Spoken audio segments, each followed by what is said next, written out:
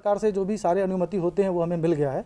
रांची में रेडियो जौहार की जो फ्रीक्वेंसी भारत सरकार से मिली है वो 90.0 है और हज़ारीबाग के लिए 90.4 है। ये पहली बार है कि भारत सरकार के द्वारा एक संस्था को 2 लाइसेंस मिले हैं रेडियो जौहार जैसे नाम को चलाने के लिए।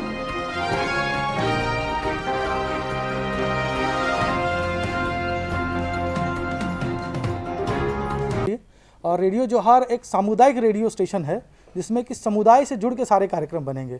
ये बाकी रेडियो स्टेशन की तरह नहीं है जिसमें कि सिर्फ कमर्शियल प्रोग्राम्स ही चलेंगे। इसमें समुदाय से जुड़े हुए जो मुद्दे होंगे उन विषयों पर कार्यक्रम बनाया जाएगा और उन्हीं विषयों पर लोगों को जागरूक किया जाएगा, उच्च अधिकारियों से संपर्क किया जाएगा ताकि समाज हित में कार्यक्रम बनाया जा सके और समाज के जो कलाकार होंगे उनको प्रमोट किया जाएगा। समाज का जो संस्कृति हमारा है, जो यहाँ की संगीत है, उसको हम प्रमोट करेंगे रेडियो जौहार से। जैसा कि नाम से भी आपको प्रतीत होता है, ये झारखंड की संस्कृति को संजोने का काम करेगी। यहाँ के लोगों के स्थिति को ऊपर उठाने के लिए और उनके जीवन स्तर को उठाने में रेडियो जौहार एक अहम भूमिका निभाएगी। लोगों को अपने जीवन के हर स्तर पर जो निर्णय लेना होता है उसमें उनको सहयोग करेगी, उनको मदद करेगी। जैसे स्वास्थ्य से जुड़ी हुई सेवाएं जो है, स्वास्थ्य से जुड़े हुए जो उनकी समस्याएं हैं, जो उनको जीवन में परेशानी आती है, उसके बारे में हम उन्हें जागरूक करेंगे, जानकारी देंगे।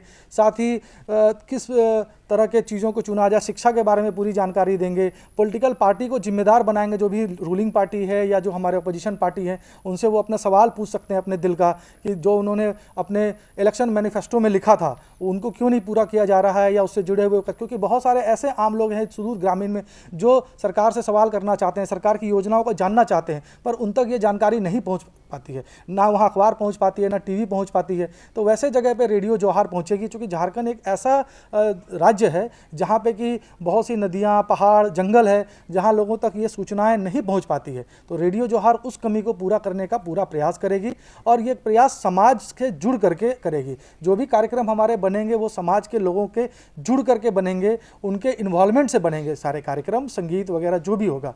और लोगों के पहुँच में रहने के लिए ही हमने इसका सिटी ऑफिस जो है रांची के अशोक नगर में हम लोगों ने स्थापित किया है, ताकि कोई भी आम आदमी आसानी से हम तक पहुंच सके, अपनी समस्या, अपनी कला, जो भी उनका हुनर होगा वो हमसे शेयर कर सके और हम उसको रेडियो पे ला सकें। यही रेडियो जौहार का मुख्य उद्देश्य है। ये बताइए कि किन किन क्षेत्रों में इनका प्रसार है?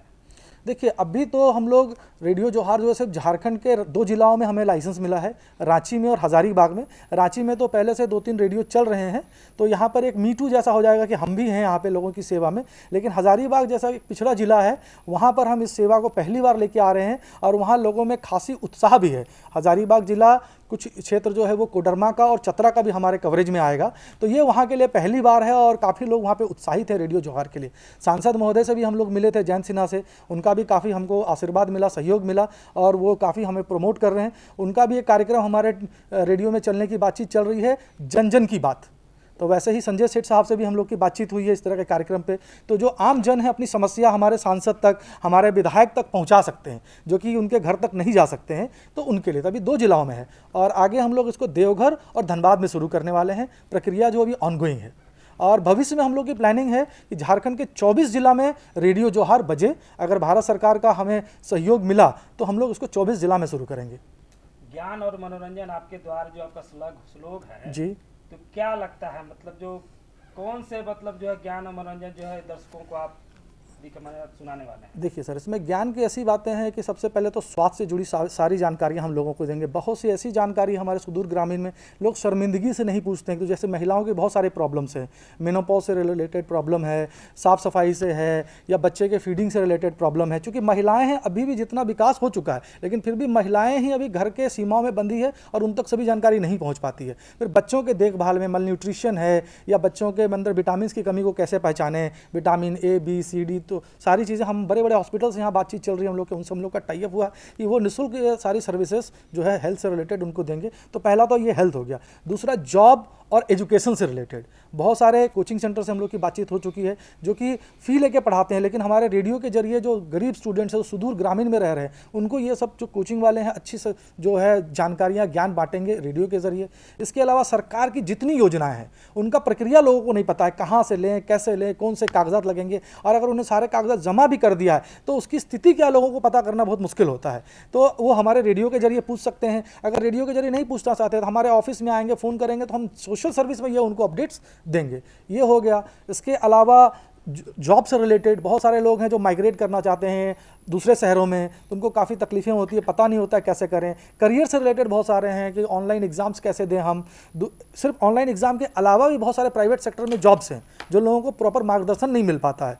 कोचिंग सेंटर भी जाते हैं, पैसा देते हैं, लेकिन वहाँ भी प्रॉपर नहीं मिल पाता। तो इस एक प्लेटफॉर्म पे ना पूरी सर्विसेज हम देंगे उनको, हेल्थ से रिलेटेड उनको देंगे, सरकार की योजना से रिलेटेड देंगे, एजुकेशन से रिलेटेड देंगे। जो हमारे जिम्मेदार नेता मंत्रीगण हैं उनको इस प्लेटफॉर्म पे हम लेके आएंगे ताकि वो उनकी समस्याओं को सुने और उसका हल निकाल सकें।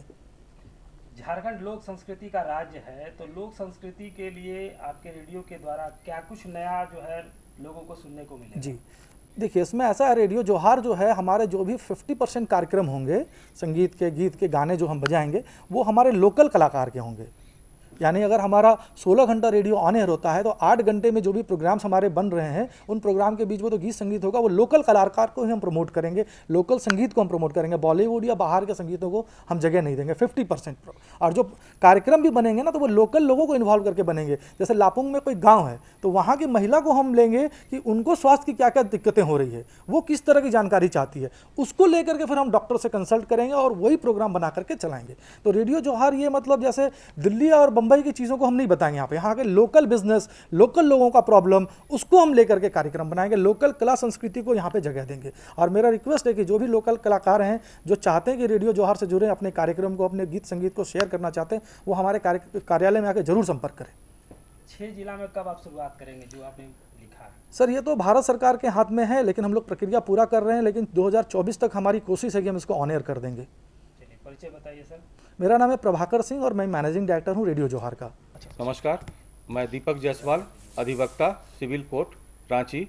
रेडियो जोहार से मैं लीगल सेल से जुड़ा हुआ हूं और लीगल जो भी सुविधाएं हैं हमारे आम जन को नहीं पहुंचती है, उससे संवाद और विचार विमर्श करके रेडियो एवं डायरेक्ट उन हमारे कार्यालय में आकर के जो बंधु नहीं पाए हैं अभी तक न्याय या किसी भी तरीका का कोर्ट और केस में उलझे हुए हैं, उनको सही चीज़ों की जानकारी देना और उनको सही द्वार तक पहुंचाना और सरकार के सभी योजनाओं को भी लीगल रेमेडी के बारे में जानकारी देना और हर गांव, हर तबके के लोगों को ला करके रेडियो के द्वारा या हमारे लोकल ऑफिस कार्यालय अशोक नगर में उनको संपर्क सूत्र के द्वारा स्थापित करके हम जहां तक हो सकता है उनको न्यायिक सेवा और जुडिशियरी में जो भी प्रॉब्लम है और लीगल में भी सेवाओं लेने में जो अड़चन आती है उसको हम त्रुटि को दूर करने का हर संभव प्रयास करेंगे। यही हमारा उद्देश्य है। मीडिया का दौर है जी, क्या लगता है रेडियो जोहार कहाँ तक सक्सेस हो पाएगा?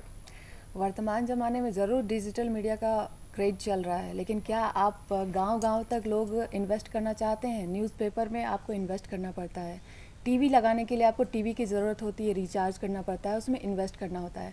लेकिन रेडियो में आपको कभी इन्वेस्ट करने की ज़रूरत नहीं होती है।